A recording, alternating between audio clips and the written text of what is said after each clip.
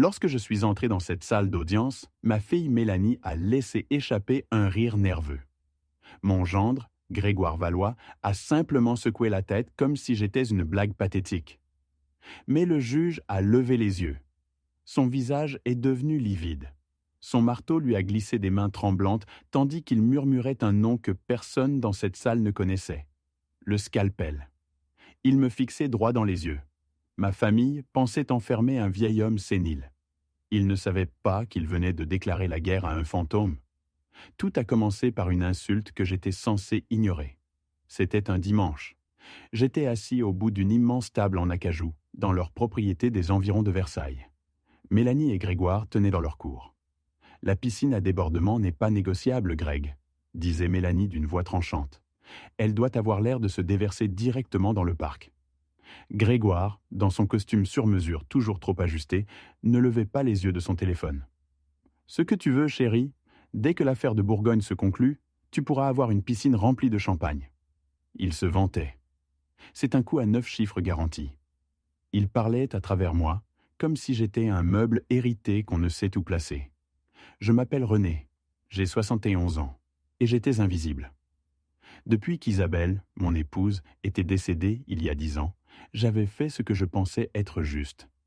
J'avais vendu notre maison familiale en Normandie et acheté la maison d'hôte sur cette propriété. Je voulais être proche de ma fille unique. Je pensais que c'est ce qu'Isabelle aurait voulu. Mon petit-fils Thomas, 16 ans, semblait être le seul à reconnaître ma présence. « Grand-père, mon match de demi-finale est la semaine prochaine. Tu veux venir ?» Avant que je puisse répondre, Grégoire l'a coupé. « Thomas, n'embête pas ton grand-père. Il a besoin de repos. Il est vieux. » Mélanie a ri. Un son léger et aérien qui coupait plus profond qu'un couteau. « Il a raison, mon chéri. Laisse-le tranquille. Il est probablement fatigué rien qu'à rester assis. Il décidait pour moi. Il diagnostiquait mes niveaux d'énergie, mes désirs, mon existence entière sans un seul regard dans ma direction. J'avais fait de mon silence de la patience. Je voyais maintenant que c'était juste une permission. 3 jours plus tard, Grégoire a frappé à ma porte avec une bouteille de vin hors de prix. Il savait que je ne buvais pas. Mon cardiologue avait été clair après mon pontage. Ce geste n'était pas de la gentillesse, c'était de la mise en scène. « René, je suis assis sur l'opportunité d'une vie, un complexe en Bourgogne. C'est presque bouclé, mais on a un petit problème réglementaire. J'ai juste besoin d'un petit prêt relais. 500 000 €. Il s'est penché en avant. Tu possèdes cette maison d'hôte, il suffit de mettre un peu de levier dessus. 6 mois maximum. Je te rends 700 000. C'est du 40% de retour, René. » « Grégoire ?» ai-je dit d'une voix parfaitement calme. « J'ai 71 ans. Mes jours de prise de risque sont derrière moi. Ma réponse est non. » Le changement a été immédiat. Le sourire a disparu, remplacé par une fureur reptilienne et froide. Incroyable. Après tout ce qu'on fait pour toi. Tu vis ici sur notre terrain, sans loyer. J'ai payé pour cette maison, Grégoire, l'ai-je interrompu calmement. Mon Dieu, tu es un vieil homme égoïste.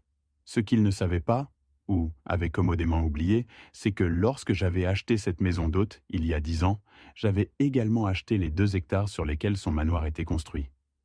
Son bail amphithéotique de 99 ans pour 1 euro symbolique par an était avec moi. Il vivait sur mon terrain. Il n'en avait aucune idée. Il a jeté la bouteille sur ma table basse. Tu vas le regretter, vieil homme. 1 semaine plus tard, je me suis réveillé à 3 heures du matin avec une douleur sourde dans la poitrine. De l'angine de poitrine. Stress. Mon cardiologue m'avait prévenu. J'ai appelé Mélanie. Elle a répondu à la 4e sonnerie, sa voix épaisse de sommeil et d'agacement. « Papa, qu'est-ce qu'il y a ? C'est le milieu de la nuit. Ma chérie, je ne me sens pas bien. J'ai des douleurs thoraciques. Tu peux me conduire à la clinique ? » Un soupir lourd. « Papa, sérieusement, j'ai la réunion importante du gala caritatif demain matin. Je ne peux pas. Appelle le 15 si c'est si grave. N'exagère pas. » Clic. Elle a raccroché. J'ai appelé un Uber. Un inconnu m'a conduite aux urgences. C'était de l'angine induite par le stress. Ils m'ont donné de la nitroglycérine et m'ont gardé en observation 4 heures. À 9 heures, ils m'ont libéré. J'ai appelé un autre Uber pour rentrer. En arrivant, j'ai vu le Range Rover blanc perle de Mélanie, garé devant le spa de Neuilly. Sa réunion caritative. C'est à ce moment-là que j'ai su que quelque chose devait changer. Le lendemain matin, un livreur m'a remis une enveloppe épaisse, une assignation, une pétition légale. Les pétitionnaires, Grégoire Valois et Mélanie Valois. Le défendeur, moi. Ils demandaient une tutelle d'urgence. Ils me réclamaient mentalement incapable. Ils affirmaient que j'étais sénile. Ce n'était pas une insulte. C'était une exécution légale. J'ai tourné la page. Pièce A. Un rapport diagnostique d'un certain Dr Pierre Lemoine. Il affirmait que je présentais des signes graves de démence, des délires paranoïaques et une incapacité à comprendre les réalités financières. Pierre Lemoine. Un rire froid m'a échappé. Je n'avais jamais rencontré personne de ce nom de toute ma vie. Je n'ai pas frappé. J'ai traversé la pelouse et je suis allé droit à la piscine où ils étaient allongés, détendus comme deux prédateurs attendant leur proie. « Papa, qu'est-ce que tu fais ?» Mélanie a vu les papiers dans ma main. Grégoire s'est retourné avec un faux sourire. « Papa, après ton incident cardiaque, on a réalisé que tu ne peux plus t'occuper de toi-même. Tu es confus. » J'avais une indigestion, Grégoire. Il a balayé ma réalité. Tu as besoin de quelqu'un pour gérer les choses. J'ai regardé Mélanie. C'est ce que tu veux? Signer que ton père est fou? Ses yeux étaient nés froids. C'est ce qui est le mieux, papa. On t'aime. Amour. Le mot avait un goût de cendre. Grégoire a explosé de rire. On se voit au tribunal, vieil homme. Tu ferais mieux de te trouver un avocat commis d'office. C'était le moment. L'homme qu'il croyait fragile est mort. Quelque chose d'autre s'est réveillé. De retour chez moi, j'ai fermé la porte. Le verrou a claqué. Il n'avait jamais vu l'autre porte, cachée derrière mes vieux costumes, verrouillée par un scanner biométrique. Le voyant est devenu vert. Un déclic silencieux. Mon vrai foyer, pas de lit, pas de fauteuil, des étagères du sol au plafond, 3 écrans, un mur de classeur, un système satellitaire crypté. Grégoire pensait que j'étais un comptable retraité. Il n'avait aucune idée. Il y a 30 ans, à Paris, j'étais l'enquêteur principal de la brigade financière. Les PDG du CAC 40, les sénateurs corrompus m'appelaient le scalpel. Je disséquais l'argent. Je trouvais les comptes cachés, les registres secrets. J'ai envoyé 12 cadres en prison avec une seule feuille de calcul. J'ai tout abandonné quand Isabelle a reçu son diagnostic. Je suis devenu mari, veuf, père, grand-père invisible. J'ai laissé le scalpel mourir. Aujourd'hui, il lui donnait une raison de revenir. J'ai décroché le combiné sécurisé et composé un numéro que je n'avais pas utilisé depuis 10 ans. Aveline Hébert. Aveline, c'est René. Choc, reconnaissance. Monsieur René. Mon Dieu, mon père demande toujours ce qui est arrivé au scalpel. Je suis dans la région parisienne. J'ai besoin de toi demain. Amène ta meilleure équipe. Qu'est-ce qu'ils ont fait? Ils ont déposé une demande de tutelle. Ils prétendent que je suis sénile. Un rire brutal d'incrédulité. Ils n'ont aucune idée de qui ils viennent d'essayer de mettre en cage. Compris, scalpel. Dites-moi où vous voulez que je fasse la première incision. Aveline est arrivée à 10 heures précises. Simple tailleur pantalon sombre, chignon sévère, yeux d'acier froid. Une seule mallette mince. Substance, pastille. L'opposé de Grégoire. Elle est entrée dans mon bureau caché. Ils n'ont vraiment aucune idée, n'est-ce pas? Pièce A, Dr Pierre Lemoine. Elle a scanné le document, sorti sa tablette. Donnez-moi 3 heures. Prends-en 2. Je t'appelle dans 1 heure. Ma ligne a sonné 58 minutes plus tard. René, tu ne vas pas croire ça. Le docteur Pierre Lemoine n'est pas psychologue, ni psychiatre, ni neurologue. Qu'est-ce qu'il est? C'était un dentiste. Un dentiste. Un homme qui avait signé un document me déclarant mentalement incompétent. L'ordre a révoqué sa licence il y a 5 ans. Fraude d'assurance massive, prescription illégale d'opioïdes. Il dirigeait un trafic depuis Créteil. Comment Grégoire l'a-t-il trouvé? Connexion financière. Quand Lemoine a été arrêté, caution fixée à 100 000 euros. Un garant a cosigné, une SARL. Valois Holdings SAS. Mon Dieu, Grégoire ne l'avait pas trouvé la semaine dernière. Il le possédait depuis 5 ans. Payer sa caution.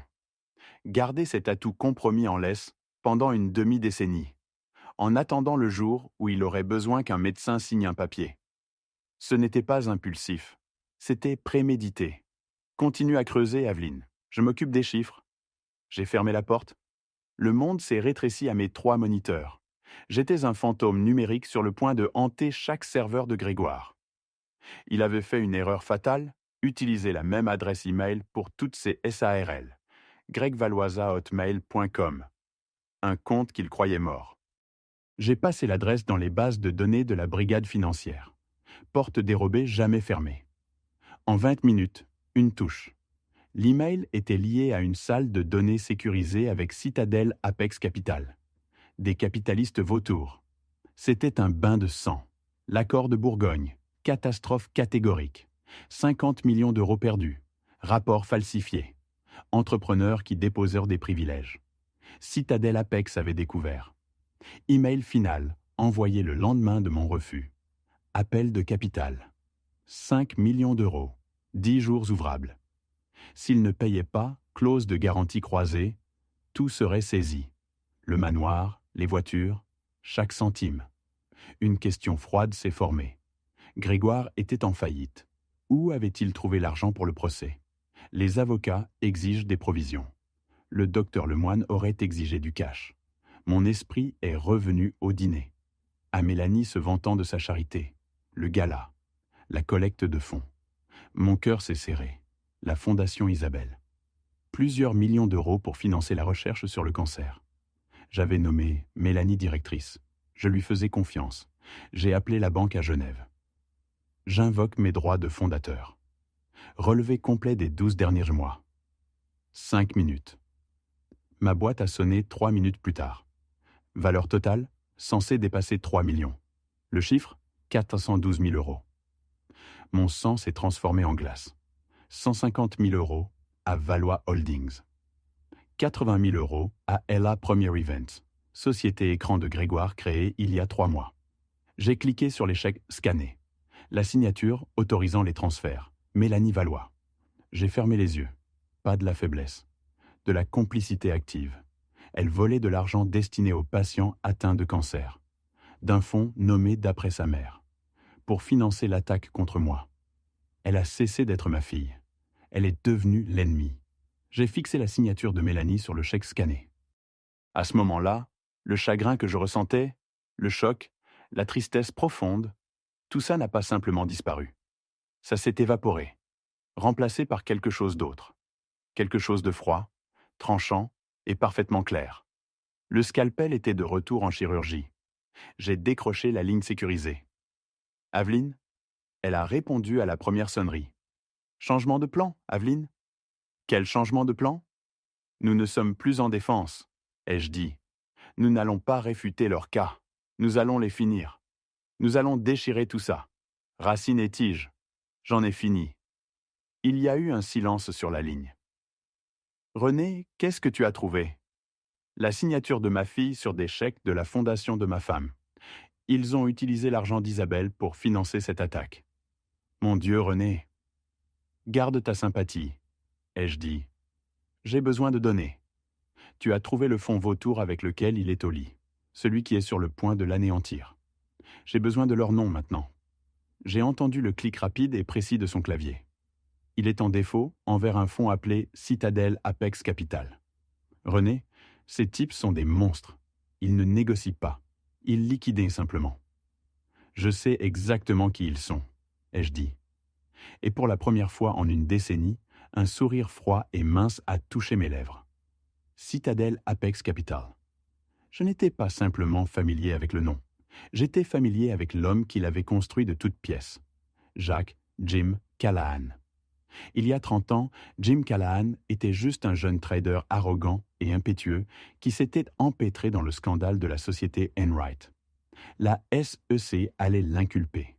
Ils allaient le poursuivre pour complicité et le jeter en prison fédérale pendant 20 ans. Ils étaient convaincus qu'il faisait partie de la fraude. Ils avaient tort. Il était cupide, oui. Arrogant, absolument. Mais il n'était pas un criminel. Pas à l'époque. J'étais l'enquêteur principal sur cette affaire. J'étais celui qui avait passé 3 nuits blanches à creuser dans les données du serveur, au-delà des registres trafiqués, et j'avais trouvé les preuves à décharge. Les transactions horodatées originales qui prouvaient que Jim était une victime de la fraude, pas un participant. Je l'ai sauvé. J'ai sauvé sa carrière. Je l'ai sauvé de prison. Je l'ai fait parce que c'était la vérité. Et mon travail était de faire en sorte que les livres s'équilibrent. Jim Callahan est allé construire Citadel Apex en un empire d'1 milliard de dollars. Il n'a jamais oublié. Il m'avait appelé une fois, il y a 10 ans, après qu'Isabelle soit décédée. Sa voix était calme. « René, avait-il dit, je sais ce que tu as fait pour moi. Si tu as jamais besoin de quoi que ce soit, une nouvelle vie, une nouvelle carrière, un chèque en blanc, tu n'as qu'à appeler. Je n'avais jamais appelé, jusqu'à aujourd'hui. Aveline, ai-je dit, ma voix tout à faire. Je vais m'occuper de Citadel Apex. Toi, j'ai besoin que tu fasses quelque chose d'autre immédiatement. J'ai besoin que tu rédiges un acte de saisie. Un acte? Sur quel motif? Nous n'avons pas de jugement, René. Tu l'auras, ai-je dit. J'ai changé de ligne, mes doigts composant déjà un numéro que je connaissais par cœur. Une ligne directe privée vers le bureau personnel de Jim Callahan. Son assistante a essayé de me bloquer. Monsieur Callahan est en réunion de conseil. Dites-lui que le scalpel est en ligne, ai-je dit. Dites-lui que c'est à propos d'Enright. J'ai été en attente pendant moins de 3 secondes. René? Sa voix était tonitruante, confiante, mais portait une trace de peur. La peur d'un fantôme du passé. René? Est-ce que tout va bien? Bonjour Jim, ai-je dit. Ça fait longtemps. Je n'appelle pas pour les vieux jours. J'appelle pour encaisser mon jeton. Silence. Puis un mot. Vas-y. Tu as un prêt en cours à un homme nommé Grégoire Valois, un projet en Bourgogne. Il est en défaut. Il est en faillite. Valois. Je l'ai entendu taper. Ouais. Un désastre de 50 millions. Mon équipe s'apprête à saisir ses actifs lundi. Le type est un imbécile. Je ne veux pas que tu saisisses ses actifs, Jim. Je veux que tu me vendes la dette. Toute. La note, la garantie, le défaut, tout. Te la vendre, René, c'est du papier toxique. C'est... Je ne l'achète pas comme investissement, ai-je dit. Je veux être son seul créancier. Je vais virer l'intégralité du principal dû, les 5 millions tout de suite depuis une fiducie aveugle. Aucune trace de papier vers moi. Juste un transfert discret de propriété. Il était intelligent. Il n'a pas demandé pourquoi. Tu veux être le monstre, René? D'accord. Tu m'as sauvé la vie. C'est le moins que je puisse faire. Il a aboyé des ordres à quelqu'un hors du téléphone. Mes avocats vont exécuter le transfert. Ce sera fait dans 1 heure. La dette est à toi. Merci, Jim. Non, René, a-t-il dit, sa voix mortellement sérieuse. Merci. Bonne chasse. J'ai raccroché. J'ai rappelé Aveline. C'est fait, ai-je dit. Citadel Apex ne détient plus la note. C'est moi. Aveline a halté. J'ai pu entendre son inspiration brusque. René, tu as acheté sa dette. Tu es sa banque. Je suis son cauchemar, ai-je corrigé. Maintenant, finis de rédiger cet acte de saisie. Il est en défaut sur un prêt de 5 millions d'euros envers moi. Je veux le privilège sur ce manoir. Je veux ses voitures. Je veux sa SARL Valois Holdings. Je veux tout. J'aurai le huissier à sa porte dans 1 heure. Non, ai-je dit. Tu gardes ce papier. Il s'attend à un combat sur ma sanité. Il n'a aucune idée que toute sa vie est en jeu. Nous n'allons pas le lui signifier. Nous n'allons pas l'avertir. J'ai regardé la date sur la pétition. La date du tribunal. Nous allons entrer dans cette salle d'audience et nous allons le lui remettre, juste devant le juge. Nous étions dans un long couloir fluorescent à l'extérieur de la salle 5B. Aveline m'a regardé, son visage impassible, tenant une seule mallette mince. « René, tu es prêt ?» J'ai ajusté les manchettes de ma chemise. Je ne portais pas les pulls doux et les pantalons en velours côtelé auxquels ils étaient habitués. Je ne portais pas les vêtements d'un homme s'estompant dans l'invisibilité beige. Aujourd'hui, je portais une armure. C'était un costume gris anthracite, à simple boutonnage de Savile Row. Je ne l'avais pas porté depuis plus d'1 décennie. La dernière fois que je l'avais enfilé, j'entrais dans une salle d'audience pour témoigner devant le comité sénatorial des finances. Il allait toujours parfaitement. J'avais fait couper mes cheveux. J'étais rasé de près. Je n'étais pas l'homme qu'il pensait que j'étais. J'étais l'homme que j'avais été. Je suis prêt, ai-je dit. Les portes se sont ouvertes. Nous sommes entrés. La salle d'audience était petite, beige, et sentait le café rassis et la cire bon marché. C'était exactement le genre de pièce sans joie où des vies sont silencieusement démantelées. Grégoire et Mélanie étaient déjà assis à la table des pétitionnaires. Ils chuchotaient, gaiement dans l'anticipation. Leur avocat, un homme dans un costume brillant avec trop de gel dans les cheveux, mélangeait des papiers, l'air suprêmement confiant. Puis ils m'ont vu. J'ai regardé le visage de ma fille. Elle a levé les yeux, m'a vu dans mon costume, et un rire nerveux et réprimé lui a échappé. Elle a mis sa main sur sa bouche, mais ses épaules tremblaient. Elle s'est penchée et a chuchoté quelque chose à Grégoire. Je pouvais presque l'entendre. « Regarde-le. Papa pense que c'est un enterrement ou quelque chose comme ça. » Grégoire m'a simplement regardé. Ses yeux ont parcouru mon costume, ma posture, et il a simplement ricané. Il a secoué la tête lentement, un regard de mépris profond et pitoyable sur son visage. Pour lui, ce n'était pas de la dignité. C'était un dernier effort pathétique. Un animal mourant gonflant sa fourrure. Son avocat m'a jeté un coup d'œil, m'a évalué comme un vieil homme fragile de 71 ans, jouant à se déguiser, et m'a congédié. Il est retourné à ses notes. Il n'avait aucune idée. Je me suis assis à la table des défendeurs. Aveline a placé sa mallette mince sur la table et s'est assise à côté de moi, un pilier de force tranquille et enroulé. Nous n'avons rien dit.